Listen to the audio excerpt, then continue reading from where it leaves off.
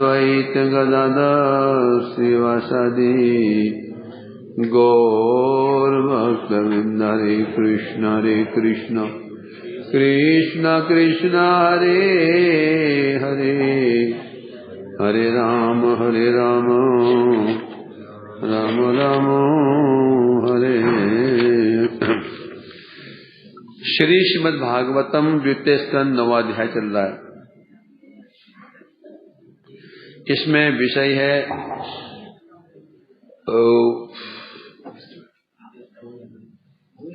पहले चल रहा था, क्या समाज चल रहा था? ब्रह्मा भगवान ब्रह्म संवाद। उसमें भगवान ने ब्रह्मा को चतुश्लोकी भागवत का अध्ययन कराया। उसके पश्चात अब यहाँ पर परीक्षित जी कहने लगे, सुखवाच, जब भगवान ने ब्रह्मा जी को उपदेश प्रदान किए 4 श्लोक चतुश्लोकी संबंध तत्व का ज्ञान, अविधेय और प्रयोजन 3 तत्व ज्ञान प्रदान करके भगवान अंतर्धान हो गए। तत्पश्चात ब्रह्मा जी ने भगवान को श्रद्धांजलि अर्पित की। उसके पश्चात प्रभु का आदेश पालन करने के लिए, सृष्टि करने के लिए यम नियम आदि उनका अनुष्ठान किया। उसके पश्चात यहां कह रहे हैं, तम नारद प्रियतमो रिक्त दानानुव्रत शुश्रूषमाणशीलेन प्रसरेण दमेन च मायामि बीजसन विष्णुर्मायेश महामुनि महाभागवतो राजन पितरम पर्यतो। ये तो हो चुका था ना, ये चल रहा था। तो यहां कह रहे हैं, सुखदेव जी कह रहे हैं, राजन परीक्षित जी,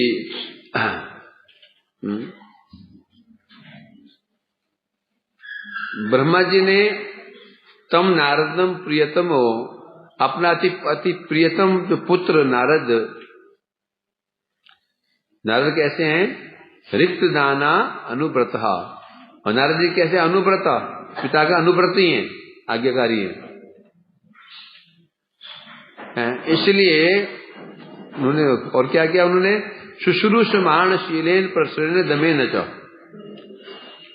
नारद जी ने क्या किया था? उद्देश्य क्या था? उनका उद्देश्य क्या था? मायाम विविदिशन विष्णोर, भगवान की जो माया है उस माया को जानना चाहते थे। भगवान की जो विष्णु की जो भवन माया है उसको जानने की इच्छा थी। इसलिए क्या किया? शुश्रूषमाण शीलेन, शुश्रूषमाण शीलेन दमेन च। 3 चीजों की आवश्यकता पड़ती है यदि हमें किसी को प्राप्त करना हो तो। एक, शुश्रूषमाण, सेवा करनी होगी। शीलेन, क्या करना पड़ेगा? पहले से। और अनुव्रत, पहले अनुव्रत मतलब अनुव्रत अर्थात उनके शरणागत होना पड़ेगा। शुश्रूषमाण, जो सुनना चाहता है, जानना चाहता है, मुझे सबसे पहले जिससे जानने की इच्छा करता है प्रणिपात करना होगा। मतलब प्रश्रयण और प्रश्रय, आश्रय लेना होगा। तो नारद जी ने सबसे पहले ब्रह्मा जी का आश्रय ग्रहण किया। शीलेन, उत्तम चरित्र। उसके पश्चात दमेन च, 3 चीज। क्या? प्रश्रय, शील और दम। प्रश्रय मतलब आश्रय ग्रहण करना, शरणागत हो जाना, उनके चरणों में शरणागत हो जाना। शीलेन, उत्तम चरित्र। दमेन सम, मतलब कि विनय, नम्रता इत्यादि। जब किसी जाते हैं कि महापुरुष के पास जाते हैं, जब वो देखते हैं कि हमारे क्या देखते हैं, ये मेरे शरणागत है और साथ में चरित्र कैसा है? उत्तम चरित्र है। दमेन बड़ा विनय है। ये तीन चीज देखी जाती है। ये तीन चीजें होती है तो व्यक्ति स्वयं उत्तर देने के लिए तैयार हो जाएंगे। यदि ये नहीं हो, उत्तर नहीं देंगे। शरणागत नहीं है, चरित्र अच्छा नहीं है, इसकी निंदा, उसकी निंदा, निंदा करना जो अच्छा लगता है, क्यों परेशान करना, निंदा करना, परिचर्चा करना, ये जो स्वभाव होता है, ऐसे व्यक्ति, पहली बात ऐसे व्यक्ति मन में इच्छा ही नहीं होगी। भगवान के विषय में जानने की इच्छा किसकी होगी? किसकी होगी? जो चरित्र अच्छा है, अर्थात सरल हृदय का व्यक्ति है ना, साधुओं की सेवा के साधु सेवा की प्रवृत्ति है, तो उसी इच्छा होगी। और ऐसे व्यक्ति फिर जाकर के, सीधी बात है, यदि आपको आटा चाहिए तो हम क्या करते हैं, जहां जाते हैं आटा वाले की दुकान पे, फिर वहां जाकर शरणागत हो जाते हैं, भैया 2 किलो आटा दे दो, बोलते ना, भैया मतलब क्या हो गया, तुम हो गए, आटा दे, जो बोलते क्या, आटा दे 2 किलो, बोले वहां जा, चलो बोलते ना, कपड़े लाने के लिए, भैया कुछ कपड़े दिखाइए तो, कपड़े दिखा, बोला कपड़े नहीं है, ये क्या है, ये नहीं, तेरे लिए नहीं है, ये किसी और के लिए है, ऐसा है कि नहीं? स्कूल जाते पढ़ने के लिए, सर क्या बोलते हो, सर कहीं भी जाते हो, ड्राइविंग मशीन में जाते हो, वहां भी क्या, ड्राइविंग से मेरे को उसको पैसे देते हो, पैसे देने में क्या हो गया, शरणागत होना, झुकना। तो सीधी बात है, चाहे जड़ वस्तु हो, चाहे चीज वस्तु हो, तो पहले तो जिससे हम सीखना चाहते हैं शरणागत तो होना ही पड़ेगा, है ना। तो ये शरणागत नहीं हुए तो वो बोलेगा नहीं, और बोलेगा भी तो विश्वास ही नहीं होगा। विश्वास कब होता है हमारा किसी बातों पे?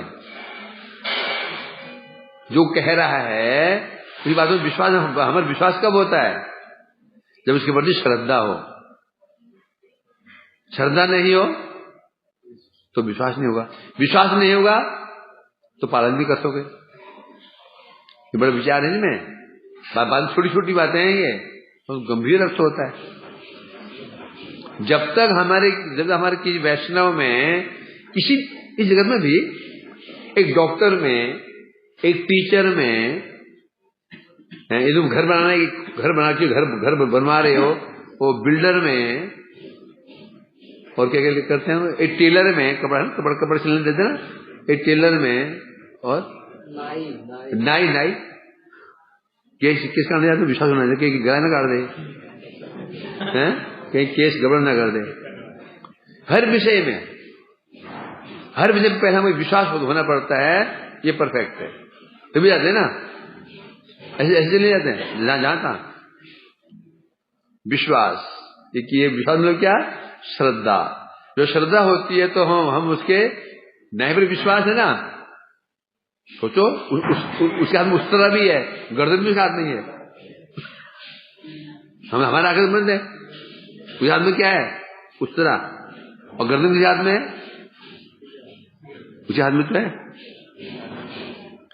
जो 1984 में दंगे भड़के थे, भड़के ना, वो इंदिरा गांधी जब मर्डर हुआ था, उसमें 84 में हुआ था, उसमें क्या हुआ था, बेचारे कई सरदार लोग डर के मारे केस कराने के लिए गए, और नाई हिंदू, वो केस करके कई गले ऐसे काट दिए, कई उसके केस से आए, कई केस हो रहे थे। केस बच्चे ने क्योंकि हिंदू विरुद्ध विरुद्ध हो गया ना, गोली मारे थे ना उसको, एक सरदार ने शिखने मारी थी, तो दंगे भड़क गए थे। तो जहां सरदार को देखते थे तो हिंदू मार रहे थे। तो कई हमारा मालूम के केस घटे, वो सरदार गया दुकान नाई के पास में एक केस काटने के लिए कि मेरा ये काट दो, तो उन्होंने गला काट दिया। ऐसे केस पेपर में आए थे। तो सोचो तुमने एक व्यक्ति के हाथ में अपनी गर्दन पकड़ा दी है, पकड़ाई उसर हो जाता, तुम आंखें बंद आराम बैठे हो मजे में, बच्चों चंपी कर जा रहा है। यहां चला दो, क्या करोगे? हर विषय में, है ना? डॉक्टर बन जाते हो, वो डॉक्टर से बहस करते हो क्या? वकील से बहस करते हो, मिस्त्री बहस करते हो, मिस्त्री से जो गाड़ी ठीक कराते हो, करोगे उल्टा ही कर दे भी हो। हाँ अभी ठीक करता हूँ, 1 घंटे में आइए। क्या करेगा वो? असली बार लगा, नकली बार लगा देगा। देखो हम मानना पड़ता है, इसमें ये लगा, इसमें ये लगा, 2000 रुपया तो देना पड़ते हैं। वकील ने कहा मानना पड़ता है, डॉक्टर मानना पड़ता है, नहीं पड़ता है। जगत में भी सामान्य चीज का हमें विश्वास करना पड़ता है। विश्वास हो तो जाते हैं, नहीं जाते विश्वास में, चेंज कर देता आदमी को, है कि नहीं? उसी प्रकार परमार्थ जगत में, जो जगत में सामान्य चीजों के लिए हम देखते हैं वो व्यक्ति परफेक्ट है या नहीं है। जब परफेक्ट है तो अपने आप मालूम है डॉक्टर बहुत अच्छा है, तो फीस कितनी? 2000 रुपया तुरंत निकाल देते हैं। क्यों 2000 क्यों है? वहां तो 500 रुपये है, वहां तो 100 रुपये बोलते क्या? बोलते हैं कोई स्पेशलिस्ट है, तुरंत 2000 निकाल देते हैं उसको फीस। वहां बहसबाजी नहीं करते हम लोग, परंतु है ना, उसी प्रकार से बता रहे हैं। कहीं में जाएंगे आप, सबसे पहले हमें किसी को लेना हो, पूछना हो, कुछ प्राप्त करना हो, सबसे पहले क्या क्या क्या जरूरत पड़ती है? विश्वास। और विश्वास में क्या? श्रद्धा। और जब श्रद्धा होती है उसके प्रति, उसके उपदेशों को, उसके जो उपदेश निर्देश होते हैं, वस्तुओं को हम कैसे आदर पूर्वक ले लेते हैं और उसको ग्रहण भी करते हैं। सदानंद क्या बोला? सदानंद क्या कर लेना? कब? क्या कर रहे? ध्यान दे, इसको कॉपी यहाँ दे दे।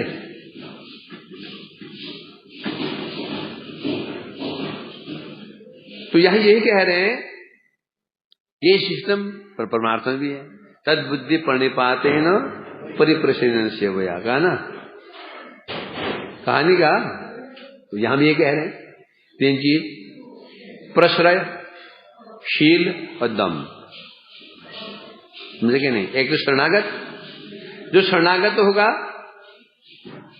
और शरणागत होगा तो श्रद्धामान तो होगा ही, और विनयी भी होगा। तो स्वाभाविक है, जिसके प्रति हमारी श्रद्धा भाव है, उसके सामने कैसे बात करते हैं? कैसे करते हैं? अगड़ गए हुए। एक वैष्णव प्रति श्रद्धा है, उसमें कैसे बात करते हैं? हाथ जोड़ करके, विनय होके करते नहीं करते हैं? तो 3 चीजें चाहिए। तो नारद जी ने 3 चीजों का आश्रय लिया।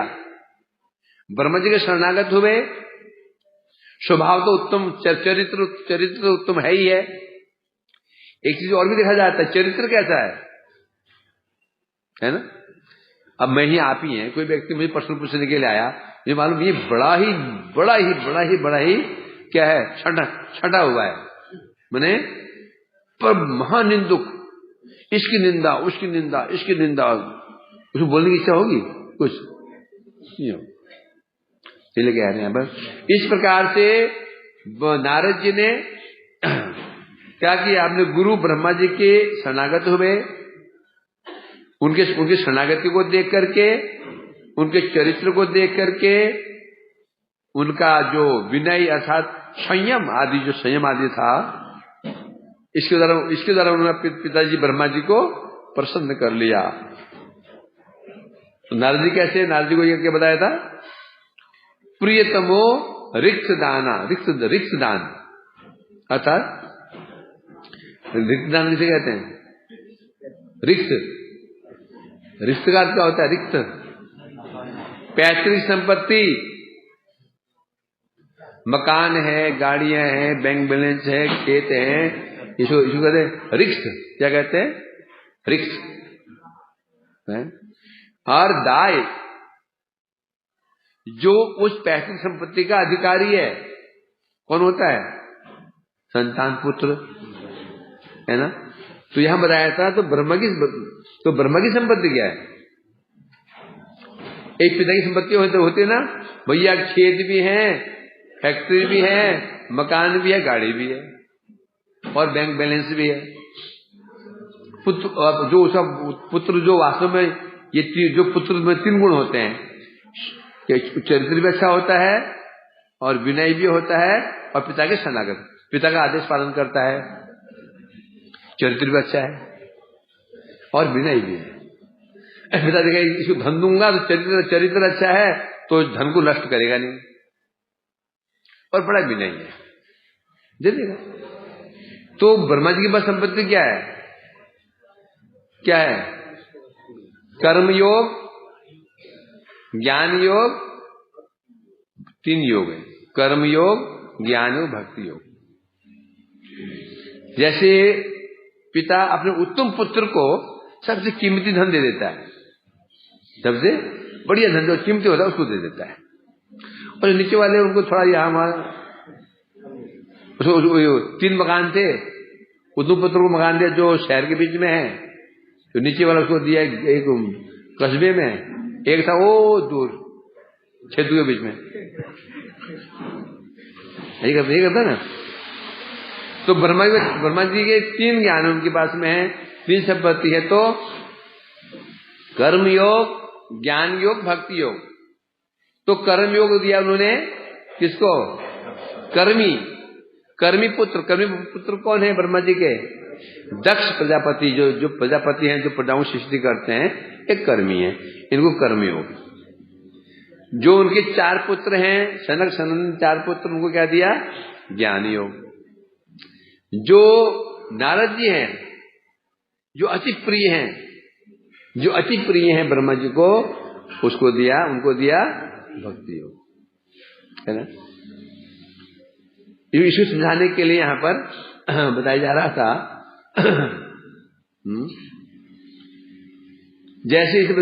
ऐसे कह रहे हैं कि जैसे ब्रह्मा जी की 3 संपत्तियां हैं, उसी प्रकार वेदों के पास भी 3 संपत्तियां हैं। वेदों की 3 संपत्तियां क्या? संबंध तत्व, अविधेय तत्व, प्रयोजन तत्व। वेद हमें 3 शिक्षा प्रदान करते हैं, एक संबंध तत्व के विषय में, एक अविधेय तत्व के विषय में, और एक प्रयोजन तत्व के विषय में। संबंध क्या है? कृष्ण ही संबंध तत्व। प्रयोजन क्या है? कृष्ण की सेवा। और प्राप्ति का कारण क्या है? अविधेय साधन भक्ति। इसके विषय व्याख्या हुई थी ना, किसमें हुई थी? एतावदेव जिज्ञासम, आया था ना कि जिज्ञास्य वस्तु क्या है? पहले लगा जैसे साधन भक्ति जिज्ञास्य है, लग रहा था, फिर पता नहीं साधन भक्ति जिज्ञास्य नहीं। जिज्ञास्य क्या है? प्रेम भक्ति। उसमें फिर अंत में क्या आया?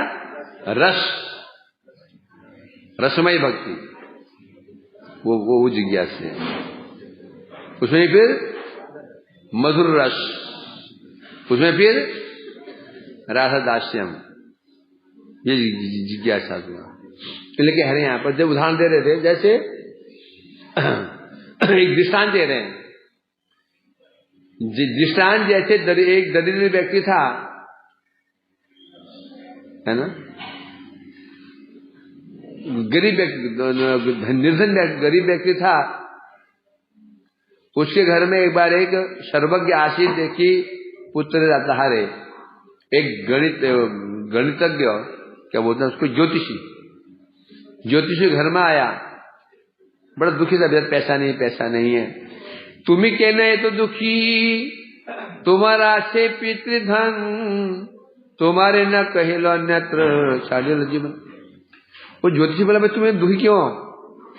धन नहीं, क्या करो दुखी? पैसा ही नहीं है। अरे बहुत पैसा है। तुम्हारे पिताजी तो पैसा देकर गए महाराज धन। तो पैसे दे गए हैं, परंतु समस्या यही हुई है वो बताना भूल गए, मर गए। इसलिए तुम्हारे घर में धन दबा हुआ है ना। सर्वज्ञ वाक्य करे धन उद्देश्य, है ना। तो सर्वज्ञ उसको धन के विषय बताता है। ये एक जैसे सर्वज्ञ व्यक्ति धन कहाँ है बताता है, उसी प्रकार से वेद शास्त्र भी हमें बताते हैं कि तुम्हारा धन क्या है। माया बद्ध जीवे न है स्वतः कृष्ण ज्ञान, जीवे कृपा के लिए कृष्ण वेद पुराण। हम भूल गए हैं हम कौन है, लक्ष्मीपति के दास हैं, अरबपति, खरबपति, पद्मपति, नीलपति, शंखपति, शंख ऊपर भी क्या, पद्म नील शंख, तो उनके ऐसे जो पति हैं उनके हम स्वामी, उनके हम शिवपुत्र हैं। और भिखारी की बात ही यहां वहां हाथ सार रहे हैं, है ना। कोई यहां हाथ रहा है, वहां हाथ सार रहे हैं। कोई एक सामान्य जमींदार के हाथ फैला रहा है, तो किसी बॉस के हाथ फैला रहा है, तो कोई देवताओं के आगे हाथ फैला रहा है, कोई भूत प्रेत के आगे हाथ फैला रहा है, कोई शनि के आगे, कोई इसके आगे, कोई लगे हाथ फैला रहा है। पर है कौन बंधु, महाधनी है। तो वेद बताते हैं हमको, भाई तुम गरीब नहीं हो, तुम हाथ क्यों फैला रहे हो, तुम्हें हाथ फैलाने की आवश्यकता ही नहीं है। तुम किसके पुत्र हो,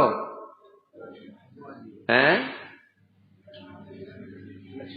किसके अंश हो, बस भगवान का ममई वांसो, तुम मेरे अंश हो, तुम मेरे अंश हो, तुम्हें किसी हाथ फैलाने की जरूरत क्या है।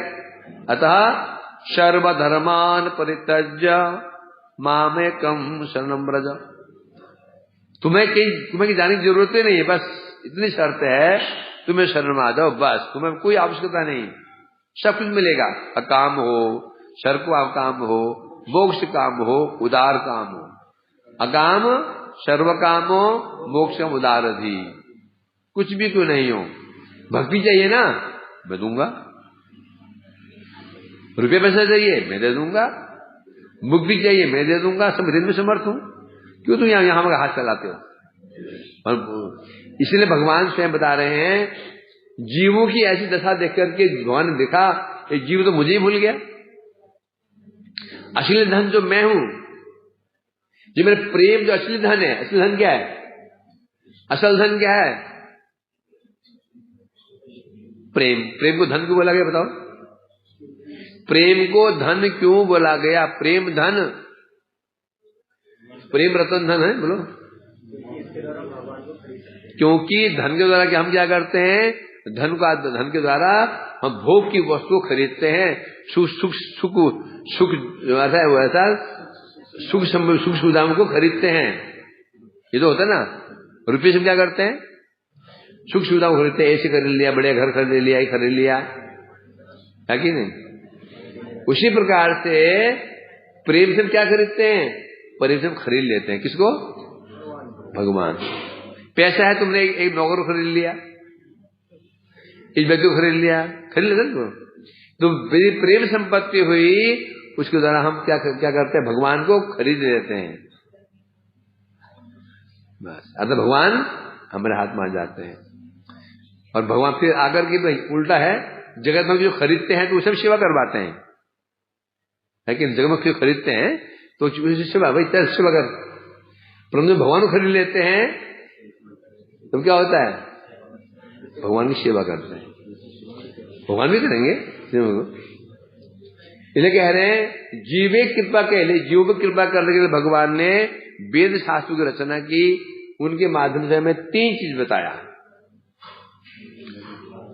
तुम किसके हो, तुम जगत में किसी के नहीं हो, न किसी के पुत्र हो, न किसी पति हो, न किसी के पिता हो, न किसी माता हो, न भ्राता हो, कोई नहीं हो। तुम मेरे पुत्र हो, ये संबंध ज्ञान है। और प्रयोजन क्या है? जो तुम खोज रहे हो, क्या खोज रहे हो? जीव क्या खोज रहा है जगत में? जीव जगत में क्या खोज रहा है? सुख। जीव जगत में प्रेम खोज रहा है। प्रेम कहाँ मिले? प्रेम कौन मुझे प्रेम करे, कौन मुझे प्रेम करे, कौन मुझे प्रेम करे? कुत्ते के प्रति, घर के प्रति, इसके ऊपर लगा हुआ है। तो बता रहे क्या? प्रेम। क्या क्या प्रयोजन क्या है? मेरा प्रेम। यदि ये मिल गया फिर तुम्हें कुछ अभाव रहेगा ही नहीं। तीसरा है, मिलेगा कैसे? तो देखो भगवान कितने दयालु हैं। दयालु कितने हैं देखो। सोचो, एक पिता को ये कहना पड़ जाए, मैं तेरा बाप हूं, मैं तेरे बाप हूं, क्या कर्तव्य मेरी सेवा करना, सेवा करेगा तो मैं तो धन दे दूंगा। तो एक पिता के एक पुत्र के लिए क्या है? लज्जा की बात। और पिता के लिए क्या है? लज्जा की बात है कि नहीं? पिता को ये कहना पड़ जाए, मैं तेरा पिता हूं, तू मेरी सेवा करेगा तो ये दे दूंगा, तो फिर क्या स्थिति है?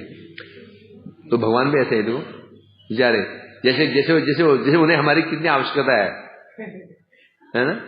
फिर जगत में पिता पुत्र को क्यों देता है कि मर गया मैं श्राद्ध करेगा, कम से कम क्या करेगा? श्राद्ध कर देगा ना। और संतान उत्पत्ति के क्या कारण होता है? एक व्यक्ति संतान उत्पत्ति क्यों करना चाहता है? एक तो मेरी देखभाल करेगा, या फिर मरने के बाद मेरा तर्पण करेगा। ये करता है ना। भगवान का ऐसा नहीं है। ये लिए श्लोक आया ना, क्या आया?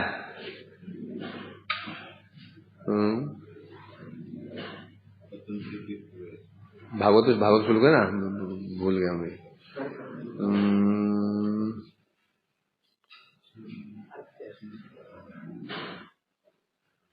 धर्मान संत सर्वान मामस्म, क्या होता है वो? सब धर्म प्रत्याग आगे एव गुणान दोषान मैं आदिशन शोकान धर्मान संत सर्वान माम भज सत्यम। अब देखो कितनी बड़ी बात कही है। आज्ञा एव गुणान दोषान मैं आदिशन शोकान धर्मान संतज्य शर्मान माम भजित सत्यम। महापुरुष ने कह दिया, यो भाई सीधे भाई कह दिया इसको है। वहां दो श्लोक बोले थे, क्या? एक स्वधर्म प्रत्यज्य मामेव शरणं ब्रज, कहा था ना। प्रभु ने महाप्रभु दोनों श्लोक को बाह्य बोल दिया। एक श्लोक का अर्थ भगवान कहते हैं, अर्जुन तुम सब धर्मों को छोड़ के मेरे शरण में आ जाओ तो मैं तुम पापों से मुक्त कर दूंगा। इसका और दूसरा अर्थ क्या है? आज्ञा ये गुणान दोषान, मैंने शास्त्रों में जो उपदेश प्रदान कर रखे हैं, क्या? वर्णाश्रम धर्म का उपदेश प्रदान कर रखा है। ब्राह्मण का धर्म ये है, क्षत्रिय का धर्म ये है, वैश्य का ये है, शूद्र का दे रखा है। जो इन पे धर्मों को विचार करता है, गुण और दूसरा विचार करता है, यह विचार करके कि जो वर्णाश्रम धर्म है इसके द्वारा कभी भी संसार से बाहर नहीं जा सकते हैं, संसार में ही घूमना पड़ेगा। तो डर के मारे क्या करता है? उन धर्मों पर त्याग कर देता है, भगवान भजन शुरू कर देता है। महाप्रभु का ये भाई है। क्यों भाई है? क्यों? गुण दोष देख रहा है, मुझे प्रेम नहीं है ना। पत्नी ये देखे, पत्नी इसलिए प्रेम करे क्योंकि बड़ा रूपवान है और बड़ा धनवान है, रूपवान है और बहुत धन कमाता है, इसे प्रेम करे। प्रेम क्या है? और प्रेम नहीं है। मतलब ये वक्त कल ये धनवान ना रहा भाई, एक्सीडेंटली इसका चेहरा कुरूप हो जाए, छोड़ देगी वो, है कि नहीं? तो प्रेम क्यों होना चाहिए? न धन को देख करके न रूप को देख करके। अब इसलिए कह रहे हैं, भगवान कह रहे हैं, जो व्यक्ति मेरा भजन क्यों कर रहा है? देख ले संसार में सुख नहीं है, संसार में सुख नहीं है, तो संसार में सुख नहीं है इसलिए मेरा भजन कर रहा है, तो वो उत्तम नहीं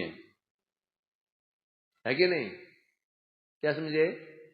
जो भजन क्यों कर रहा है? संसार में दुख है, दुख है, दुख है, दुख है, इसलिए मैं संसार में नहीं आना चाहता हूं, ये भजन कर रहा है। ये भक्त नहीं है, ये उत्तम, ये सामान्य भक्त है, सामान्य भक्त ज्ञानी नहीं। तो भक्त कौन होता है? न नाकि पृष्ठम न च पारमेष्टम न सार्वभौमम न साधिपति। पशु पक्षी होए था कि स्वर्ग बन रहे तो भक्ति, ये शुद्ध भक्त है। बोला प्रभु जैसा पीछा, वो क्या देखता है? वो संसार से भयभीत होकर भजन नहीं करता है। वो भजन क्यों करता है? भयभीत होकर नहीं करता वो, उसका भजन स्वाभाविक होता है कि नरक में रहूं, स्वर्ग में रहूं, पशु बन जाऊं, पक्षी बन जाऊं, कीड़ा बन जाऊं, बस भक्ति करूंगा मैं।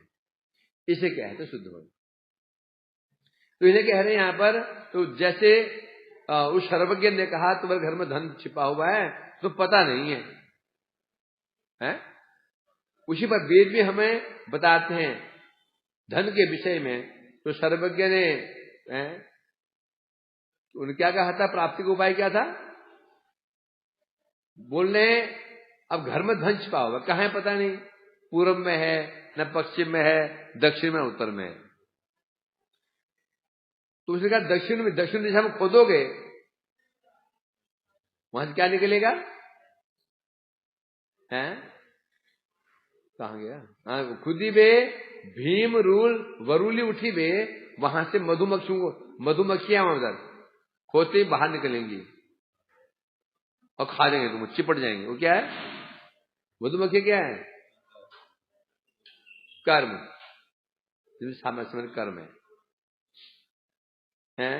और पश्चिम में खोदोगे वो यक्ष है। यक्ष की बताया गया है ज्ञान योग को ना, योग और क्या खुद ले। हाँ, उत्तर में खोदोगे तो अजगर छिपा है, वो क्या है? ज्ञान, खा जाएगा। पक्ष पहले क्या बताया था? दक्षिण में खोदोगे तो वहां बहुत सारे मधुमक्खियां चिपट जाएंगी, खा जाएंगी। और दक्षिण में खोदोगे तो यक्ष है, पश्चिम में खोदोगे तो यक्ष है, वो तुम्हें खा जाएगा निकल करके। उत्तर में खोदोगे तो अजगर है, वो निकल जाएगा। नाम ही अजगर, अजगर क्यों? अजम गिलती, गर मने निगलना, अजम गिलती थी अजगरो, जो बकरी को निगल जाता है, खाता नहीं हो, चबाता नहीं है, सीधा एक सड़क के अंदर। सांप निगलता है, देखा ना 2-3 साल पहले वो जिसमें ये रहता है कि विजय रहता है भी, वो वृंदावन खिड़की में सांप लटका होता है, उनकी खिड़की में अंदर। आरती बात उस सांप ने वो छिपकली पकड़ी हुई थी, आधी छिपकली अंदर चली गई थी, आधी बार वो छिपकली लटके हुई है। नहीं क्या ये क्या है? दिखा बुलाए मेरे को, तो जो सांप था वो छिपकली पकड़ी थी ऊपर ही, लटके छिपकली निकल लाते थे वो। तो अजगर खाता नहीं है, वो निकल जाता है। इसलिए अर्थात तुम्हारी मृत्यु निश्चित है तो धन नहीं मिलेगा। तो धन का मिलेगा? पूर्व दिके ताते माटी अल्प खुदीते धनेर झारी पड़ी बेगे तुम्हारे हाथे थे। हाँ, पूर्व दिशा में खुदाई करोगे, थोड़ी मिट्टी हटाते तुम्हारे हाथों में एक टोकरी मिलेगी जो धन से भरी हुई होगी, पूर्व दिशा है ना। ऐसे शास्त्र कहे कर्म ज्ञान योग त्यजी, अर्थात उसने ये कहा देखो भाई तुम है ना, ये जो दक्षिण दिशा में है वहां पर क्या है? मधुमक्खियां हैं जो कर्म के समान है। और पश्चिम में है क्या है? यक्ष, जो ज्ञान सदृश है। नहीं, ज्ञान नहीं, ज्ञान। दक्षिण में खोदोगे तो वहां पर अजगर है, योग सदृश है, उत्तर में। तो उसी प्रकार शास्त्र कहते हैं, देखो कर्म का परित्याग करो, ज्ञान का परित्याग, योग का परित्याग। क्योंकि कर्म करोगे तो चिपट जाएंगे। कौन चिपट जाएंगे? कर्मी लोग। कर्म करोगे तो संसार में विभिन्न प्रकार की कामनाएं, वासनाएं तुमको खा जाएंगी। कर्म का फल क्या है? वासनाएं, कर्म वासनाएं चिपट जाएंगे तुमको, तो अशांत कर देंगे। और यदि ज्ञान के चक्कर पड़े तो तुम्हारा तो क्या हुआ? स्वरूप ही निकल जाएगा। योग भी ऐसे ही यक्ष नाशी कर देगा। इसलिए भक्ति कृष्ण बसहाय, भक्ते तारे भजी। इसीलिए बता रहे हैं, यदि वास्तव में तुम अपना कल्याण चाहते हो, आत्म कल्याण चाहते हो, भगवान को पाना चाहते हो, मूल जो असली धन प्राप्त करना चाहते हो, अर्जुन क्या है? कृष्ण भक्ति। कृष्ण है ना, वास्तव जो वस्तु है, वेद्यम वास्तव अत्र वस्तु शिवदम प्राप्त मूलनम। जो असली जो वस्तु है वो कौन है? भगवान कृष्ण है। उन्हें प्राप्त करना चाहते हो तो तुम क्या करो? कर्म को छोड़ो, ज्ञान को छोड़ो, योग को छोड़ो और भक्ति का आश्रय लो। क्या होगा? भक्ति तारे भजी, और भक्ति पूर्वक उनका भजन करो। न साध्यति माम योगो न सांख्यम धर्म उद्धव, न स्वाध्याय तपस्यागो यथा भक्ति मोर्जिता। योग स्वयं कृष्ण दे रहे हैं 11वें स्कंद में 18वें अध्याय में 14वें अध्याय में। उद्धव जी को, उद्धव ने पूछा, प्रभु ये बताओ आपको प्राप्त करने का, वशीभूत करने का उपाय क्या है? यदि कोई व्यक्ति आप वशीभूत करना चाहे तो क्या उपाय? क्योंकि जगत में बहुत सारे साधन बताए गए हैं, कोई कर्म, कोई ज्ञान, कोई योग, कोई तपस्या, दान, धर्म, बहुत कुछ। भगवान ने स्पष्ट कह दिया, न साधति माम योगो, योग की तरफ कोई मुझे साधन, मुझे वश में नहीं कर सकता। न सांख्यम, ज्ञान की तरफ कोई मुझे वश में नहीं कर सकता। न स्वाध्याय, खूब वेद वेदांत पढ़ लेंगे, खूब पढ़ लेंगे, स्वाध्याय कर लेंगे, शास्त्र पढ़ लेंगे, है नहीं होगा। क्या होता है? हाँ, श्लोक है कहां पे? अच्छा, न तपः, जंगल में चले जाएंगे, तपस्या करेंगे, सिर नीचे पैर ऊपर, उल्टा लटक जाएंगे, बाल खिलने के माथे, तपस्या करेंगे, नंगे रहेंगे सर्दी में, पंचांग तपस्या करेंगे। न तपः, तप से भी नहीं होगा। त्याग कर देंगे, गृह घर त्याग कर देंगे, सब शरीर सुख त्याग कर देंगे। त्याग से होगा? उससे भी नहीं होगा। कैसे होगा? यथा भक्ति ममोर्जिता, जैसे भक्ति द्वारा कोई मुझे वश में कर सकता है, वैसा ना तो जो योग से होगा, न सांग ज्ञान से होगा, न धर्म से होगा, न स्वाध्याय से होगा, न तपस्या से होगा, न त्याग से होगा, भक्ति से होगा। अब जो भक्ति कर रहा है, चाहे वो गृहस्थ हो, चाहे वो त्यागी हो, चाहे वो ब्रह्मचारी हो, चाहे वानप्रस्थ हो, चाहे क्षत्रिय हो, वैश्य हो, शूद्र हो, चंडाल ही क्यों नहीं हो, कोई क्यों ना हो, तो सिद्ध कर दिया। तो भक्ति ही अभिधेय है? भक्ति ही संपत्ति है। ये यदि संपत्ति मिल गई तो भगवान हमारे हाथ में। आपके पास यदि पैसे हैं तो वस्तु आपके हाथ में है। अब 10 लाख आपके 10 लाख हाथ में है तो गाड़ी आपके हाथ में है कि नहीं? 10 लाख हाथ में जो रुपये, गाड़ी आपके हाथ में नहीं गई गाड़ी रे।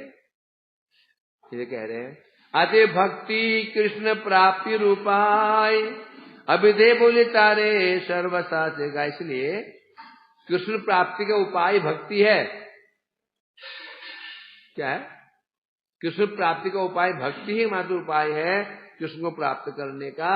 अविधेय, अविधेय क्यों कहते हैं इसको? अविधा, अविधा में होता है जिसको पुकारना, अर्थात जिसको पुकार सकते हैं सीधा सीधा उसे कहते हैं अविधेय, भगवान अविधेय। हाँ, और इसलिए वैष्णव शास्त्रों ने भक्ति को अविधेय कहा है, ज्ञान कर्म को अविधेय नहीं कहा है। यदि कहीं कहा भी गया तो क्या? गौण रूप में अविधेय है। मुख्य अविधेय कौन है? भक्ति। धन पाए जैसे सुख भोग फल पाए, जैसे वो बेचारा गरीब व्यक्ति था, दुखी रहता था, पैसा था नहीं, पैसा मिलते ही, धन मिलते ही वो आराम से सुख भोगता है। बढ़िया घर बनाया, एसी रूम बनाया सोने वाला, उसमें बेड लगा दिया, मोटे मोटे डंडम के गद्दे, तकिया मोटा मोटा तकिया है, दो दिन सेवक लगे पैर दबाने के लिए, एक चंपी करने, सिर की चंपी करने के लिए, और शादी कर ली सुंदर पत्नी से, और बड़े मजे में रहता है, आनंद होता है कि नहीं? सब दुख चले जाते हैं, जाते हैं ना, जाते हैं। तुम्हें क्या पता? जो गृह से पूछो, जाते नहीं जाते हैं, समझे क्या नहीं? हम सोचते गृह से मजे में भाई, रोटी गरम गरम रोटी मिल जाती है, फुल्कियां गरम गरम, चावल दाल गर्मा गर्म। यहां तो कुछ भी कहो, ठंडे, अब सर्दी हो गई है ना, उसमें तो मजे में। वो बोलते नहीं साधु मजे में, क्यों? ये जो फुल्कियां जो होती है ना गरम गरम, ज्यादा गर्म होती हैं, इतना गर्म हो जाए धुआं निकाल देते हैं आदमी का, है कि नहीं? और वो मठ में ठंडा खाते हैं, वो ठंडा कर देते, ठंडा आसान, है कि नहीं? तो सोचते हैं गिरी सोच रहा है कि साधु मजे में, साधु गिरी मजे में, सोच रहे होता है ऐसा।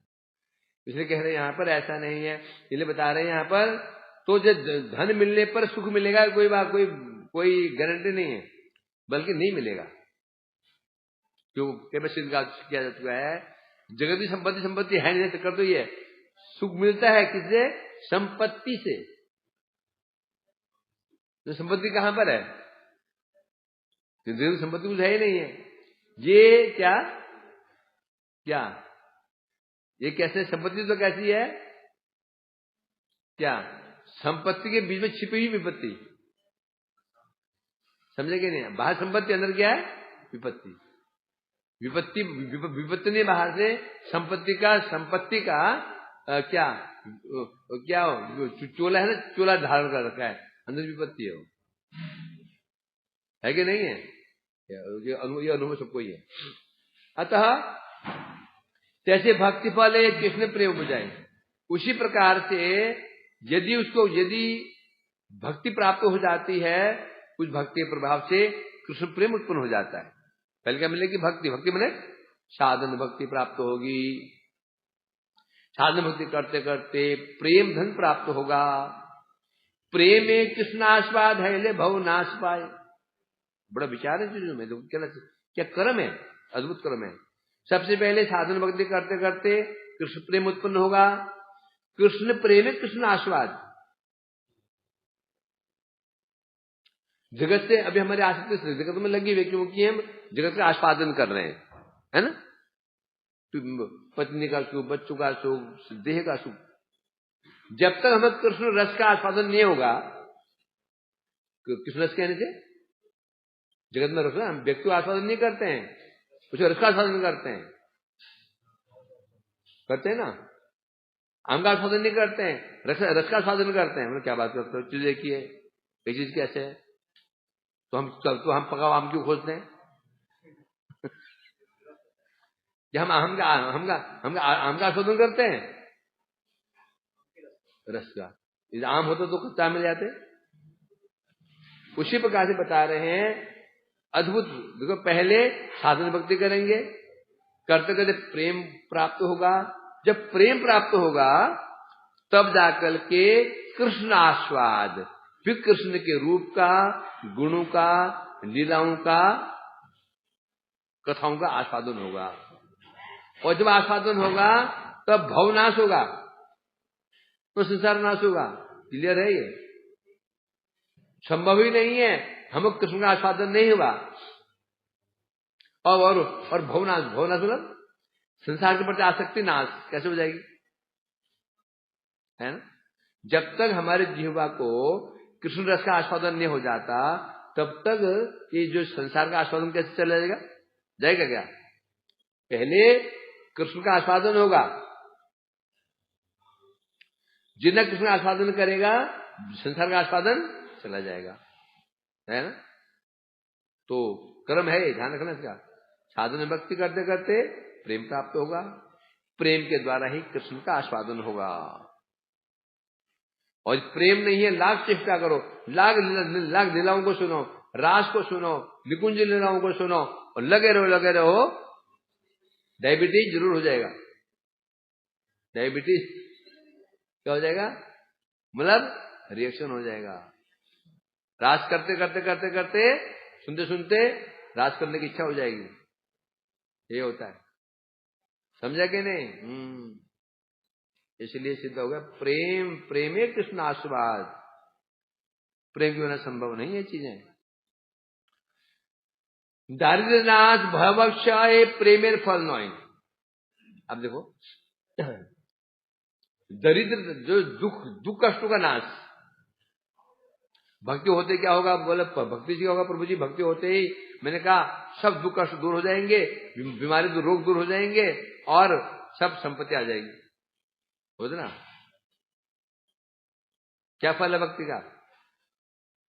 क्लेशग्नि शुभधा, मोक्ष लघुता केता, कृष्ण आकर्षण है ना। साधन भक्ति दो लक्षण है, क्लेशग्नि शुभधा। तो साधन भक्ति शुरू करते हैं, क्लेश नाश हो जाते हैं, प्रारब्ध नाश नष्ट हो जाता है, तो बता रहे हैं। परंतु ये प्रेम का फल नहीं है। जो भजन शुरू किया तो दरिद्रता दूर हो गई, संसार के आसक्ति भी खत्म हो गई, ये प्रेम का फल नहीं है। क्योंकि प्रेम का असली फल है प्रेम सुख भोग। एक मुख्य फल होता है, एक गौण फल। किसी वस्तु दो होते हैं, मुख्य फल और गौण फल, है ना? मुख्य फल और गौण फल दो फल होते हैं, है ना? तो यहां मुख्य फल क्या है? प्रेम का मुख्य फल क्या? प्रेम का मुख्य फल है क्या? प्रेम सुख आस्वादन, सुख का आस्वादन। गौण फल क्या है? जागतिक क्लेश नाश, दुख नाश, ये नाश। और मुख्य फल क्या है? प्रेम सुख। वेद शास्त्र कहे संबंध अविधेय प्रयोजन, कृष्ण भक्ति कृष्ण भक्ति कृष्ण प्रेम तीन मानन। तो शास्त्रों ने कहा, वेद शास्त्रों ने कहा प्रयोजन क्या है? संबंध अविधेय, तीन तत्व शास्त्रों ने हम तीन उपदेश प्रदान कर रखे हैं। संबंध तत्व ज्ञान, अविधेय तत्व ज्ञान, प्रयोजन तत्व ज्ञान। और तीन धन है हमारे पास। क्या धन है? संबंध का धन। संबंध का क्या क्या है बता रहे हैं। संबंध का धन क्या है? कृष्ण। अविधेय का धन क्या है? अविधेय। और प्रयोजन धन क्या है? सॉरी, अविधेय क्या है? कृष्ण भक्ति। प्रयोजन का प्रेम। मतलब संबंध धन क्या प्राप्त होगा? कृष्ण प्राप्त होंगे। अविधेय से क्या प्राप्त होगा? कृष्ण भक्ति प्राप्त होगी। और प्रयोजन क्या प्राप्त होगा? कृष्ण प्रेम। तीन धन है हमारे पास। क्या धन है? कृष्ण, कृष्ण भक्ति और प्रेम। कहां से मिलेगा ये? तीन साधन है। संबंध साधन, अविधेय साधन, तीन साधन करेंगे, तीन धन प्राप्त हो जाएंगे। इस प्रकार से बता रहे हैं यहां पर। तो यहां तो नारद जी यही चीज सुनना चाहते हैं भगवान से, माया के विषय। माया क्या है? तो ये सब बताया इसमें। अब इस बता रहे, आगे बता रहे हैं। तुष्टम निशम्य पितरम लोकाना प्रपितामहम, देवर्षि परिप्रच्छ भवान यस्मान अनुपृच्छति और सुखदेव जी कह रहे हैं महाराज परीक्षित जी, भगवान यद माम अनुपृच्छति, भगवान मैंने आपने, माम मुझे बुझे, आपने जो मुझसे अनुपृच्छति, आपने जो मुझे प्रश्न पूछा है, आपने मुझे प्रश्न पूछा है, यही प्रश्न क्या देवर्षि परिप्रच्छ, इसी प्रश्न को देवर्षि नारद जी ने अपने पिता और गुरु ब्रह्मा, ब्रह्मा कौन है? पितरम लोकानाम प्रपितामह, अपने पिता परंतु लोगों के पितामह। ब्रह्मा जी को पितामह क्यों कहते हैं? क्योंकि जितनी प्रजाएं हैं ना, ब्रह्मा के पुत्र से उत्पन्न हुई है। जो प्रजापति हैं उनसे ही सब हमारी उत्पत्ति हुई है। तो प्रजापति हमारे क्या हो गए? पिता हो गए। ब्रह्म क्या हो गए? पितामह। तो यहां बता रहे क्या पितरम लोका नाम, पितरम अपने पिता, ब्रह्मा जी कौन हुए? नाथ जी के पिता हो गए। और लोगों के क्या हुए? पितामह हो गए। अपने पिता, लोगों के पितामह ब्रह्मा जी से यहाँ पर नारद जी ने ये जिज्ञासा एक प्रश्न पूछे थे, और तब तुष्टम निशम्य, और ब्रह्मा जी ने उन प्रसन्न होकर के उनके उत्तर प्रश्न क्या पूछे? तुष्टम निशम्य पितरम।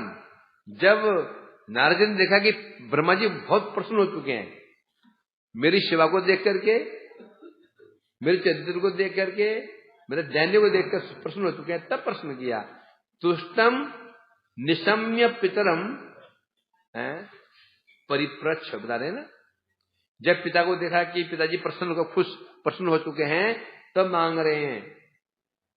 हम भी करते हैं जब मांगते किसी क्या देखते हैं? खुश है कि नहीं है? खुश है तो मांगेंगे, नहीं तो बाद में दोबारा आएंगे। वंशाकल्पतरुभ्यश्च कृपासिन्धुभ्यो नाम पावन वैष्णवेभ्यो नमो नमः।